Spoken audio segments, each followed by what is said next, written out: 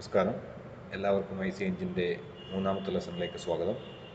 ഇന്ന് നമുക്ക് കുറച്ച് ഇമ്പോർട്ടൻറ്റ് ടേംസ് നോക്കാം. ഒന്നാമത്തതാണ് ഐ സി എഞ്ചിൻ്റെ സ്ക്വയർ എഞ്ചിൻ, രണ്ടാമത് സ്റ്റോഷിയോമെട്രിക് എയർ ഫ്യൂൽ മിക്സ്ചർ, മൂന്നാമത് ഫയറിംഗ് ഓർഡർ, നാലാമത് ക്രാങ്ക് ത്രോ. ഇതെന്താണ് എന്നുള്ളത് ഡീറ്റെയിൽ ആയിട്ട് നമുക്ക് നോക്കാം. സ്ക്വയർ എഞ്ചിൻ എന്ന് പറയുന്നത് എഞ്ചിൻ നമ്മൾ പ്രീവിയസ് ലെസണിൽ നമുക്ക് കണ്ടുണ്ടാവും. ബോറും സ്ട്രോക്കും എല്ലാം നമ്മൾ ഡിസ്ക്രൈബ് ചെയ്തതാണ്.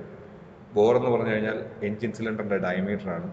സ്ട്രോക്ക് എന്ന് പറഞ്ഞു കഴിഞ്ഞാൽ TDC മുതൽ, അതായത് പിസ്റ്റൺ മേളിൽ വന്ന് നിൽക്കുന്ന TDC എന്ന് പറഞ്ഞാൽ ടോപ്പ് ഡെഡ് സെൻറ്റർ മുതൽ ബോട്ടം ഡെഡ് സെൻറ്റർ വരെയുള്ള ഡിസ്റ്റൻസിനെയാണ് നമ്മൾ സ്ട്രോക്ക് എന്ന് പറയുക. അതായത് ഈ കാണുന്ന TDC മുതൽ BDC വരെയുള്ള ഡിസ്റ്റൻസിനെയാണ് സ്ട്രോക്ക് എന്ന് പറയുക.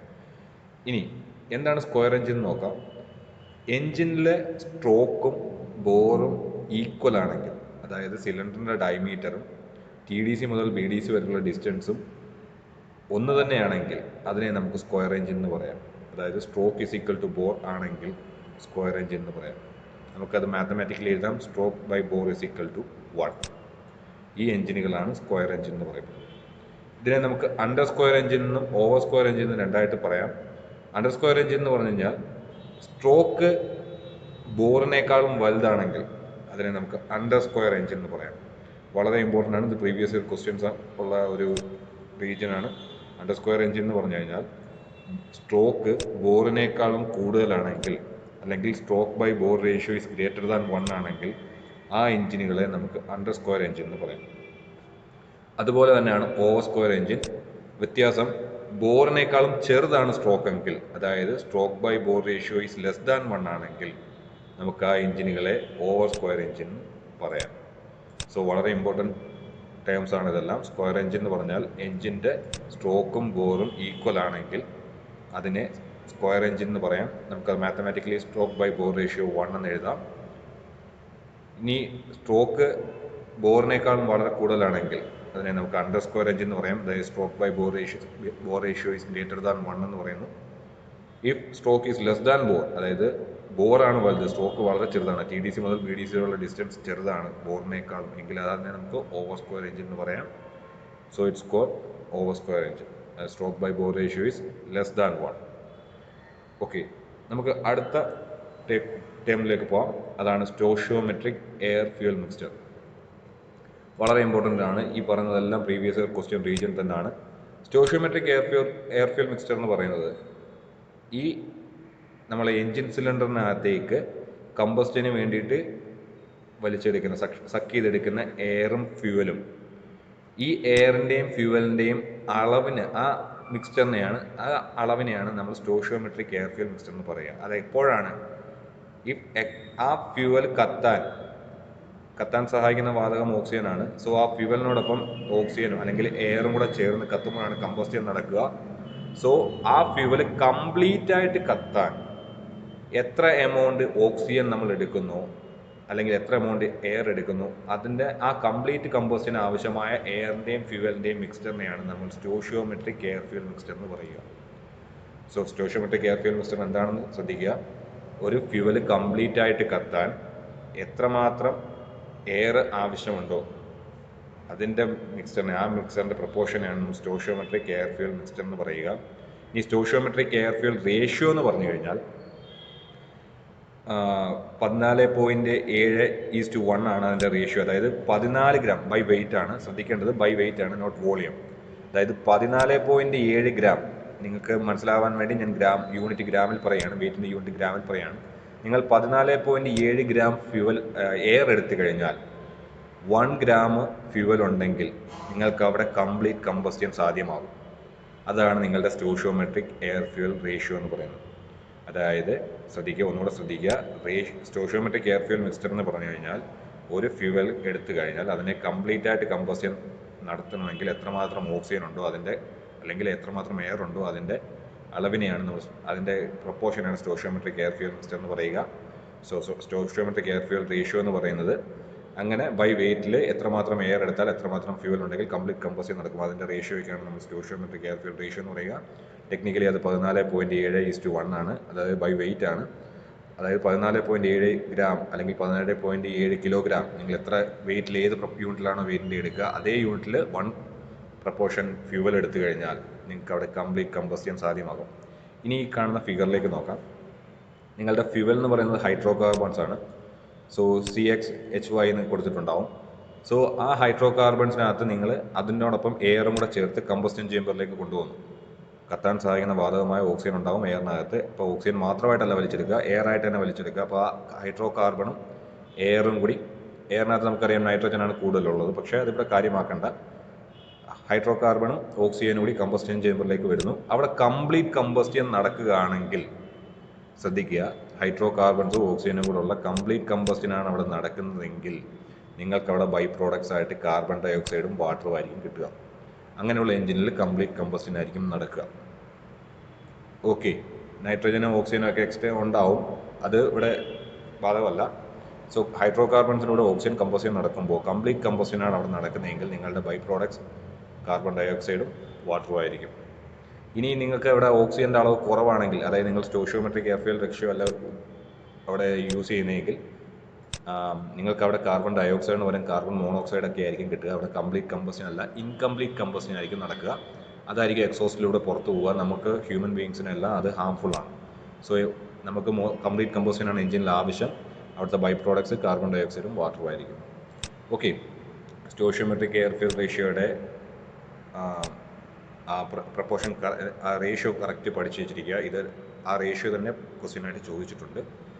സോ നെക്സ്റ്റ് ആണ് സ്റ്റോഷിയോമെട്രിക് എയർ ഫ്യൂവൽ റേഷ്യോ അല്ലെങ്കിൽ സ്റ്റോഷിയോമെട്രിക് എയർ ഫ്യൂവൽ മിക്സ്ചർ പഠിച്ചു കഴിഞ്ഞാൽ, അതായത് നിങ്ങൾ കംപ്ലീറ്റ് കമ്പസ്റ്റന് വേണ്ടിയിട്ട് എടുക്കുന്ന എയറിൻ്റെയും ഫ്യൂവലിൻ്റെയും മിക്സറിനെ പറ്റി പഠിച്ചു കഴിഞ്ഞാൽ അവിടെ പഠിക്കുന്ന രണ്ട് ടേമാണ് rich mixture and lean mixture. Rich mixture എന്ന് പറഞ്ഞു കഴിഞ്ഞാൽ നിങ്ങളുടെ സ്റ്റോഷിയോമെട്രിക് എയർ ഫ്യൂവൽ മിക്സ്ചറിനകത്ത് അല്ലെങ്കിൽ നിങ്ങൾ എടുക്കുന്ന മിക്സ്ചറിനകത്ത് ഫ്യൂവലിൻ്റെ കണ്ടന്റ്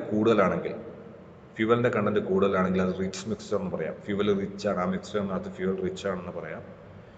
അല്ല, നിങ്ങളെടുക്കുന്ന മിക്സ്ചറിനകത്ത് ഫ്യൂവലിൻ്റെ അളവ് കമ്പാരിറ്റീവ്ലി കുറവാണ്, അവിടെ എയറിൻ്റെ അളവാണ് കമ്പാരിറ്റീവ്ലി കൂടുതൽ. നിങ്ങൾ സ്റ്റോഷിയോമെട്രിക് എയർ ഫ്യൂവൽ ഒരു ഡേറ്റം ലൈനായിട്ട് എടുത്തു കഴിഞ്ഞാൽ ആ ഡേറ്റം ലൈൻ നമ്മൾ മണ്ടയ്ക്ക് പോയാൽ, അതായത് എയറിൻ്റെ അളവ് കൂടുതലാണ്, ഫ്യൂവലിനേക്കാളും എയറിൻ്റെ അളവ് കൂടുതലാണെങ്കിൽ അതിനെ നമുക്ക് ലീൻ മിക്സ്ചർ എന്ന് പറയാം.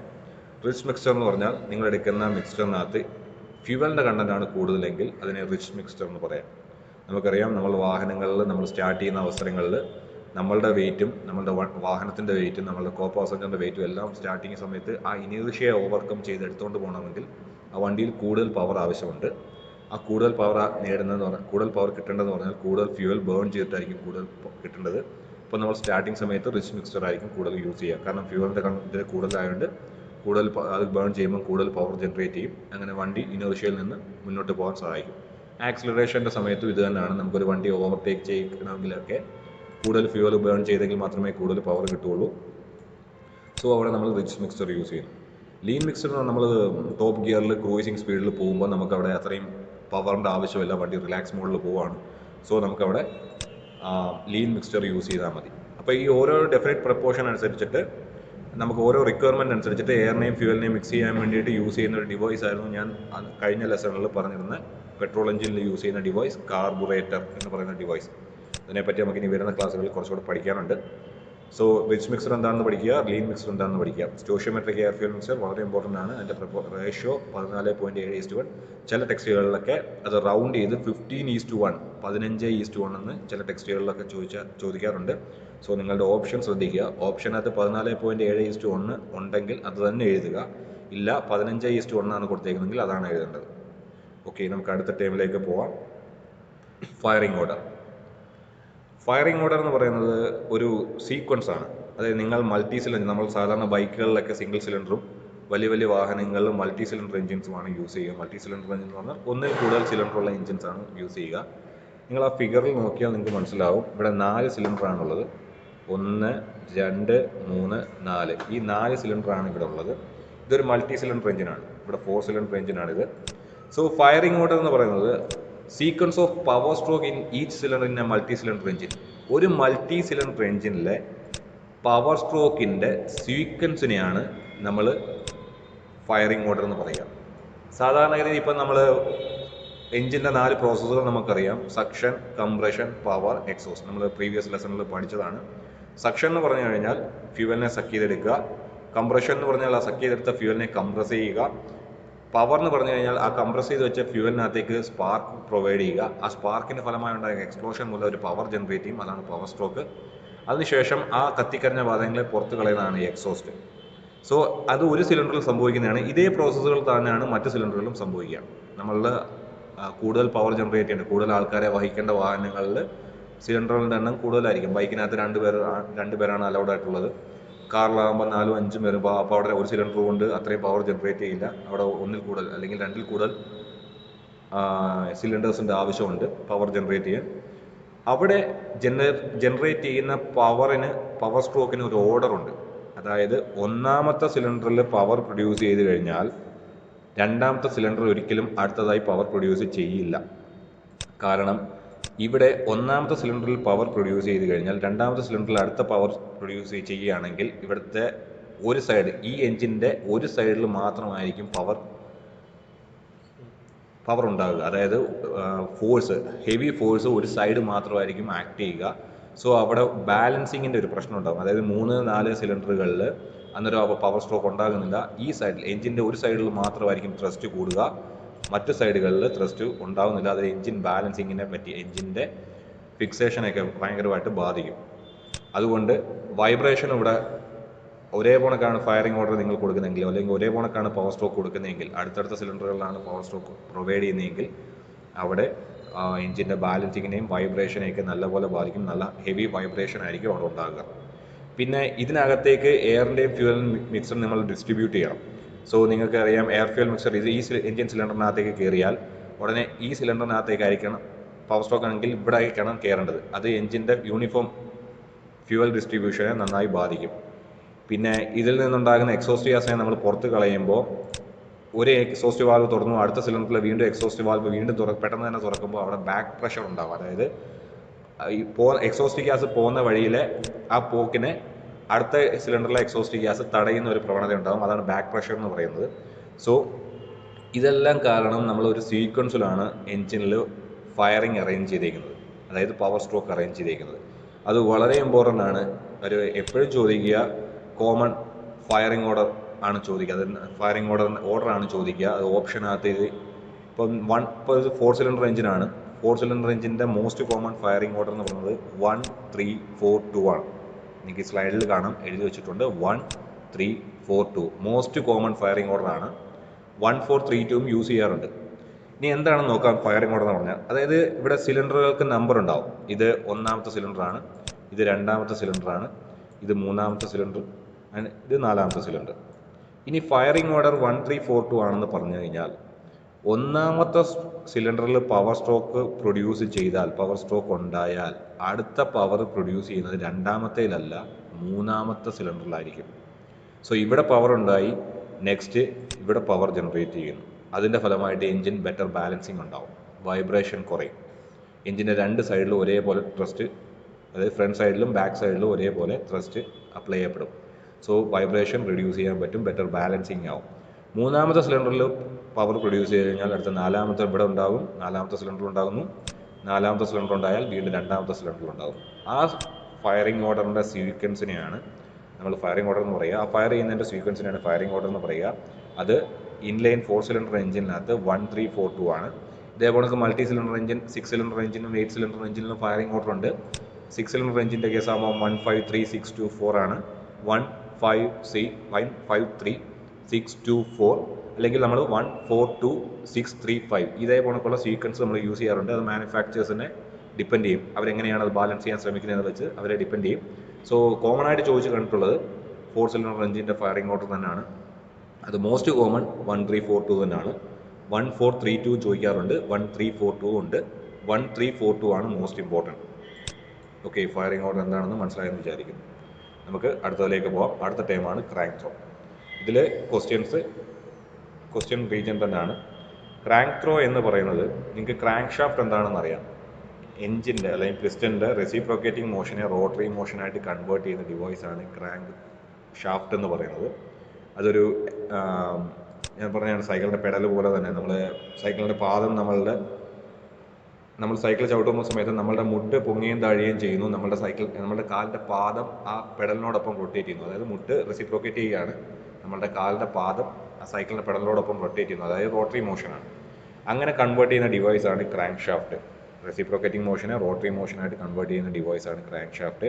ആ ക്രാങ്ക് ഷാഫ്റ്റാണ് ഈ ഫിഗറിൽ കാണുന്നത്. അതിൻ്റെ മെയിൻ ജേണലാണിത്, അതായത് സെൻട്രൽ ആക്സിസ് ആണ് മെയിൻ ജേണൽ എന്ന് പറയുന്നത്. ഈ സെൻട്രൽ ആക്സിസ് ആണ് മെയിൻ ജേണൽ. ഈ കണക്റ്റിംഗ് റോഡ് ഘടിപ്പിച്ചിരിക്കുന്നത് നമ്മൾ പ്രീവിയസ് ലെസണിൽ പറഞ്ഞാണ്, കണക്റ്റിംഗ് റോഡും അതിൻ്റെ പ്രവർത്തനമൊക്കെ. കണക്റ്റിംഗ് റോഡ് ഘടിപ്പിച്ചിരിക്കുന്ന ഈ പോർഷനാണ് ക്രാങ്ക് പിൻ എന്ന് പറയുന്നത്. ഈ ക്രാങ്ക് പിൻ മുതൽ ഈ മെയിൻ ജേണലിൻ്റെ ആക്സിസ് വരെയുള്ള ഡിസ്റ്റൻസിനെയാണ് നമ്മൾ ത്രോ എന്ന് പറയുക. ക്രാങ്ക് ഷാഫ്റ്റിൻ്റെ ത്രോ ആയതുകൊണ്ട് ക്രാങ്ക് ത്രോ എന്ന് പറയുന്നു. ഓക്കെ, സോ മെയിൻ ജേണലിൻ്റെ സെൻറ്റർ ലൈൻ മുതൽ ക്രാങ്ക് പിന്നിൻ്റെ സെൻറ്റർ ലൈൻ ആ ആക്സിസിന് വരെയുള്ള ഡിസ്റ്റൻസിനെയാണ് ക്രാങ്ക് ത്രോ അല്ലെങ്കിൽ ക്രാങ്ക് റേഡിയസ് എന്ന് പറയുക. ഈ ഫിഗർ ശ്രദ്ധിച്ചാൽ മനസ്സിലാവും. ഇതാണ് മെയിൻ ജേണലിൻ്റെ ആക്സിസ്, ഇതാണ് ക്രാങ്ക് പിന്നിൻ്റെ ആക്സിസ്. അവിടെ നിന്ന് അവിടെ വരെയുള്ള ഡിസ്റ്റൻസിനെയാണ് ക്രാങ്ക് റേഡിയസ് എന്ന് പറയുക. ഓക്കെ, ക്രാങ്ക് റേഡിയസ് അല്ലെങ്കിൽ ക്രാങ്ക് ത്രോ എന്ന് പറയാം.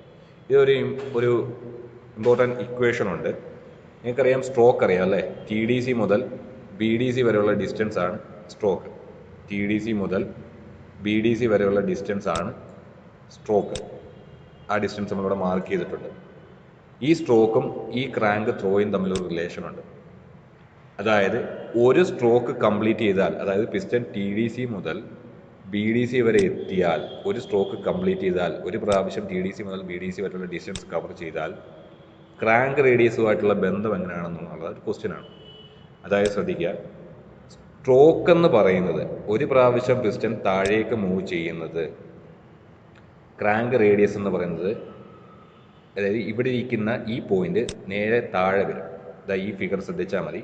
ഇവിടെ മുകളിലായിരുന്നു ക്രാങ്ക് പിന്നിരുന്നെങ്കിൽ അത് റൊട്ടേറ്റ് ചെയ്ത് 180 ഡിഗ്രി റൊട്ടേറ്റ് ചെയ്ത് താഴെ എത്തുന്നു.